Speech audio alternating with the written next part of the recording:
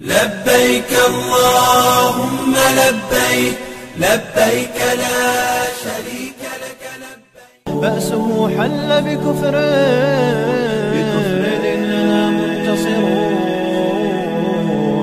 إننا منتصرون لا لن يطول البعد عن نصر.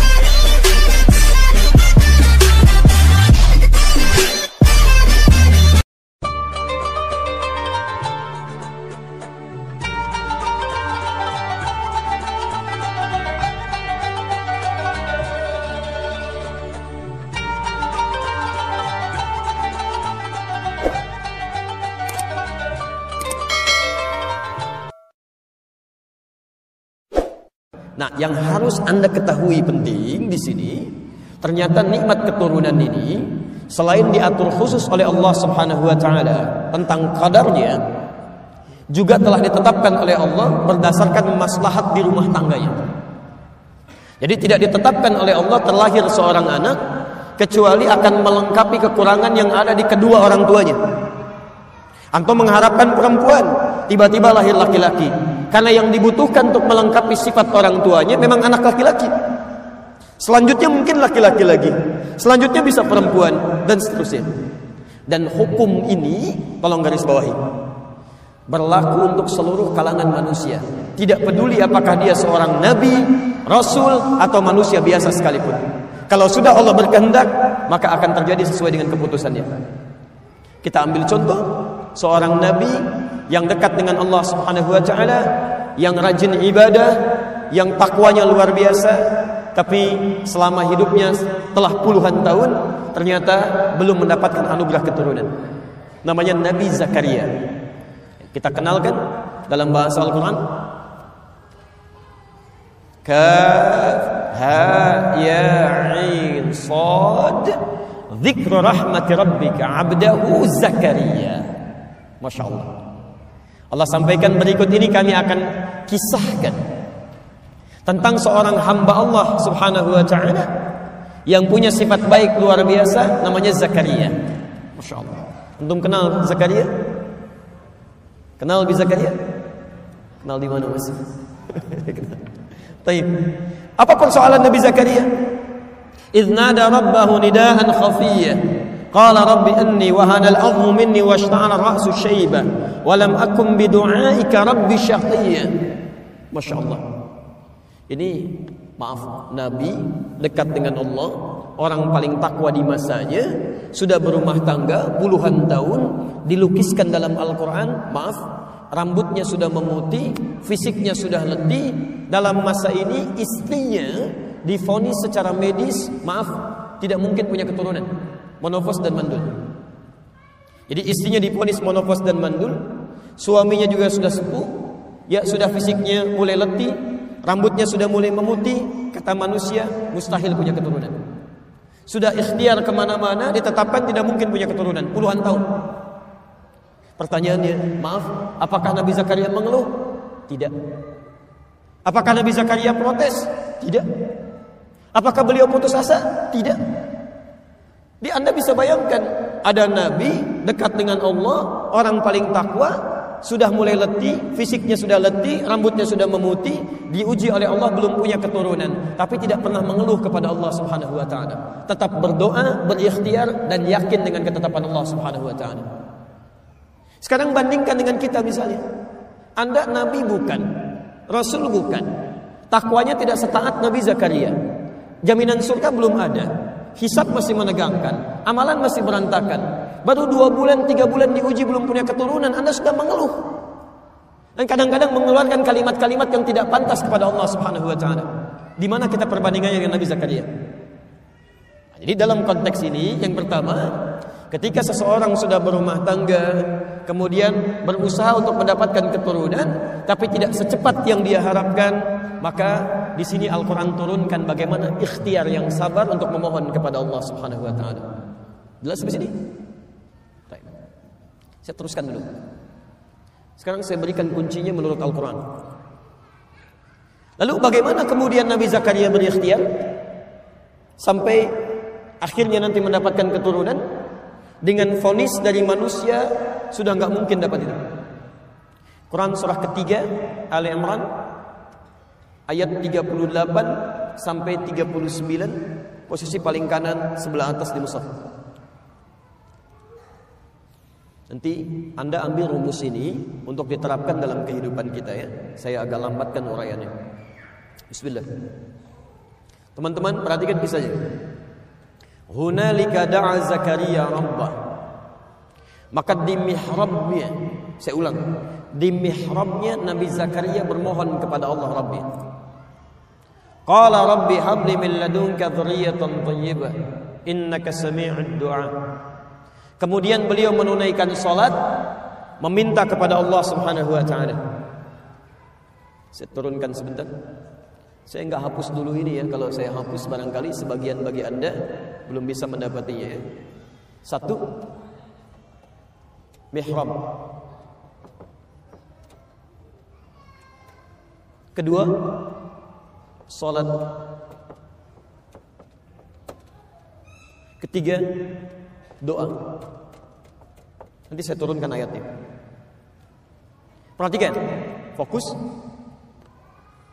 Saat semua orang mengatakan mustahil kamu punya keturunan, gak mungkin terjadi ini pada kamu, sudah gak bisa ini, maka ajaran Quran menyampaikan kepada kita, saat semua makhluk sudah mengatakan ini mustahil, maka tinggalkan semua perkataan makhluk. Mohonlah kepada Allah Sang Khalik yang tidak punya batas dalam kuasanya. Jadi kalau Anda sedang mengalami peristiwa dalam kehidupan dunia, kemudian semua orang mengatakan itu mustahil, tidak mungkin, tidak bisa, itu tanda dari Allah Subhanahu wa taala yang pertama agar meninggalkan semua pendapat manusia dan langsung bermohon kepada Allah Subhanahu wa taala. Ini rumusnya. Baik. Bagaimana cara bermohon ya? 1, cari satu tempat yang sekiranya bisa lebih mendekatkan diri Anda dengan Allah Subhanahu wa taala. Di Quran itu ada 3 tempat yang dimuliakan. Bila Anda bermohon kepada Allah dan melakukan ibadah di dalamnya, itu akan lebih cepat tersambung dengan Allah Subhanahu wa taala. Saya agak cepat.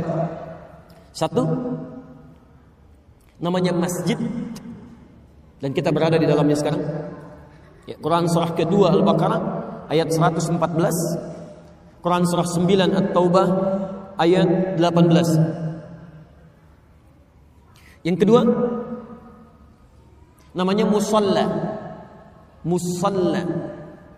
Quran surah kedua Al-Baqarah ayat 125, posisi paling kanan di pertengahan, ke bawah sedikit.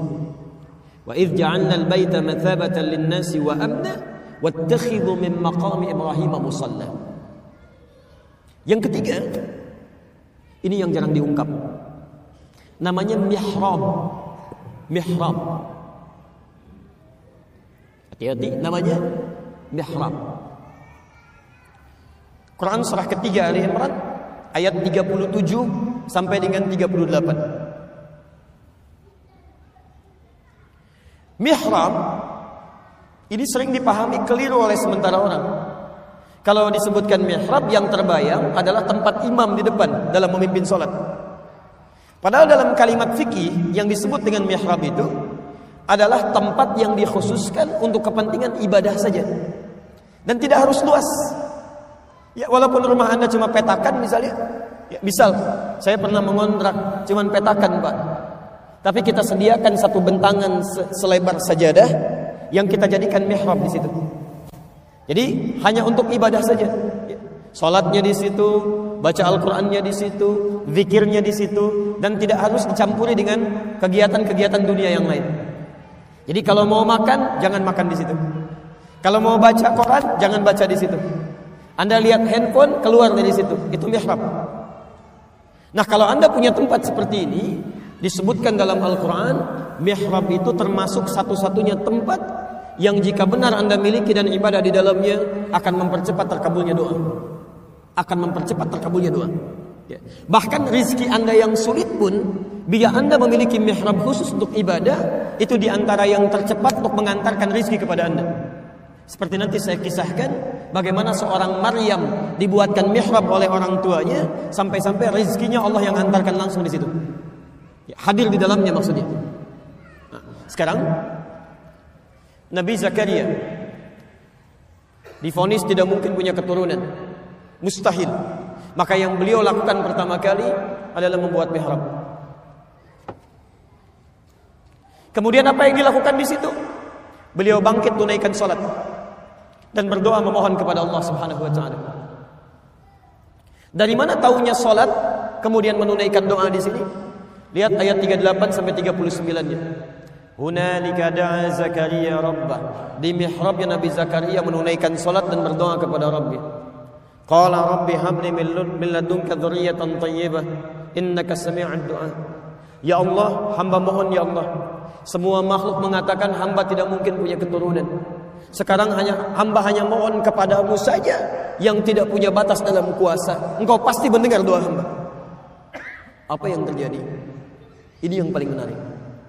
Begitu doanya disampaikan kepada Allah, selesai beliau berdoa, salatnya belum selesai. Masih berdiri dalam salatnya. Dalam bahasa Arab, berdiri itu disebut dengan qaim, qaimun. Artinya berdiri.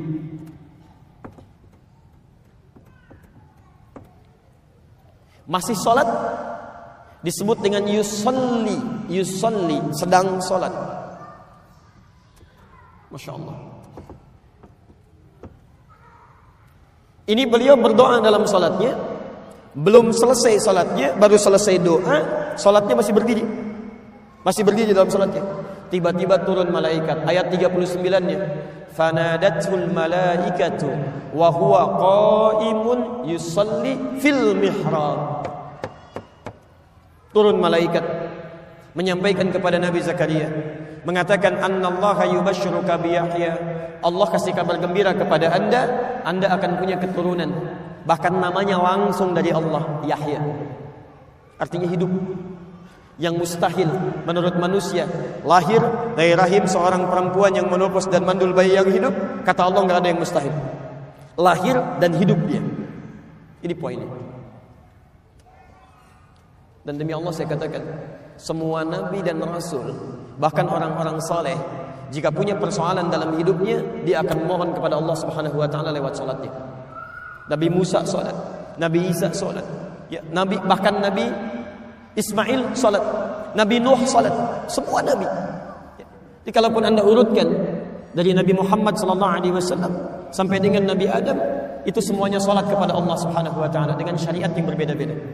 Muhammad bin Abdullah bin Abdul Muttalib bin Hashim bin Abdul Manaf bin Qusay bin Murrah bin Kilab bin Ka'ab bin Ghalib bin Fihr bin Malik bin Nadar bin Khuzaimah bin Mudrikah bin Ilyas alaihi salam bin Nizar bin Mudhar bin Ma'ad bin Adnan bin Addi bin Adri bin Muqawwam bin Nahur bin Tarikh bin Ya'rub bin Yasjub bin Nabit bin Ismail alaihi salam bin Ibrahim alaihi salam bin Azar atau bin Nahur bin Abir bin Kinan bin Arfakhshad bin Sam bin Nuh alaihissalam bin Mihlail bin Matushalah bin Kinan bin Anwas bin Thith bin Adam alaihissalam. Semuanya ketika punya persoalan dimintakan oleh Allah Subhanahu wa taala, memohon kepada Allah. Tidak ada kata putus asa. Demi Allah saya katakan, kalau di Quran ada kalimat putus asa pertama kali, saya orang pertama yang akan mempraktekannya. Jadi kalau Anda sedang ada dalam situasi seperti ini, jangan putus asa, mohon kepada Allah, mintakan dengan penuh ketulusan. Karena itu perintah salat ketika disampaikan pertama kali kepada kita, Al-Baqarah, Quran surah kedua, ayat ke-45 sampai 46. Posisi paling kanan di pertengahan, agak sedikit ke bawah. Lihat kalimatnya. Wasta'inu bis-sabri was-shalah. Dan jika Anda punya masalah dalam kehidupan, terima dengan sabar masalah itu, jangan mengeluh. Mengeluh tidak menyelesaikan persoalan, hanya menambah beban. Anda punya masalah, terima dengan sabar. Alhamdulillah, Allah ujikan pada Anda, tidak pada yang lain. Lantas minta solusinya dalam shalah, was-shalah. Sekarang lihat rahasianya. Saya lambatkan sedikit. Hadis riwayat Abu Daud, nomor hadis 649, hadisnya qudsi. Di Abu Daud, nomor hadis 649. Hadisnya hadis qudsi dari sahabat Abu Hurairah radhiyallahu taala anhu. Saya tuntaskan dulu masalah ini. Perhatikan kalimatnya, saya percepat. Langsung ke ujung hadisnya. Qala Rasulullah sallallahu alaihi wasallam, qala Allah azza wa jalla. Satu kali Rasulullah sallallahu alaihi wasallam pernah menyampaikan, Allah Subhanahu wa taala berfirman dalam hadis qudsi, "Idza qala al-'abdu iyyaka na'budu wa iyyaka nasta'in." Jika seorang hamba dalam salatnya berkata kemudian iyyaka na'budu, ya Allah, sekarang kami menyembahmu, salat hanya kepadamu, wa iyyaka nasta'in, dan sekarang kami punya persoalan dalam hidup ya Allah, kami hanya mohonkan solusinya darimu. Lihat jawabannya. Qala Allah azza wa jalla, maka Allah Subhanahu wa taala akan langsung menjawab kalimat itu. Jadi ketika Anda dalam salat mengatakan iyyaka na'budu wa iyyaka nasta'in, itu kalimat itu langsung dijawab oleh Allah. Qala Allah azza wa jalla, Allah Subhanahu wa taala kemudian menjawab, hadza baini wa baina 'abdi. Ini perjanjian antara aku dengan hambaku. Wali 'abdi, dan untuk hambaku kalau benar salatnya sampai detik ini, mas'ala, apapun yang dia minta aku akan kabulkan sekarang. Apapun yang dia minta aku akan kabulkan sekarang. Saya mau tanya kepada Anda, saat kita mengucapkan iyyaka na'budu wa iyyaka nasta'in, itu saat ruku atau saat sujud? Berdiri. Gak ada ruku, gak ada sujud.